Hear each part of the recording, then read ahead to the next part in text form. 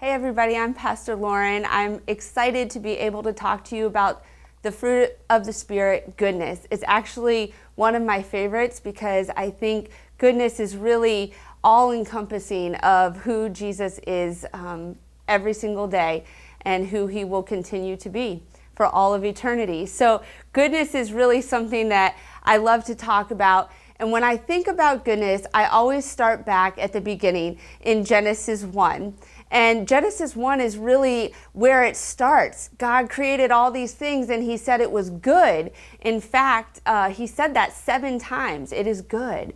And the thing that is the most important to him is where we get the connection of goodness and life-giving quality.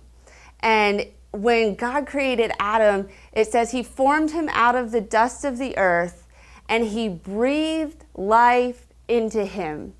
And when he breathed life into him, at the end of all of his creation, he looked and he said, "It is good." Because good and goodness is God's nature. He created everything, everyone, you, me, everything. He created us to be good and to be in relationship with him and to emulate and reflect the qualities that he has. And one of his qualities is goodness, one of his characters. So it's important to remember that when we talk about goodness, we're talking about breathing life into people. It's not always connected to actions and how we serve physically or what we do or don't do for other people, but it is connected to giving life and encouragement to other people all the time, no matter what, in every circumstance. How often are we tempted to look at people and say, I'm not going to show goodness to them because of this or that. I don't like what they did, or they hurt me a while back. We are tempted all the time to do that. But the truth is, God asks us to look past those things and to show them goodness and to breathe life into them no matter what. Psalms 139:14 says, "You are fearfully and wonderfully made." So if you look at somebody and you say, "Do you know that God created you to be wonderful?" You are fearfully and wonderfully made. You just breathed life into that person, and it was good. In 1 Thessalonians 5:11, it says, "Encourage one another and build each other up." Encouraging and building up is breathing life. That's what we're doing. It's showing the goodness of God. 2 Peter 1:5 says, "Make every effort to add to your faith goodness." This is the very first thing that Peter says. Add to your faith goodness. Why? Because goodness is a life-giving quality.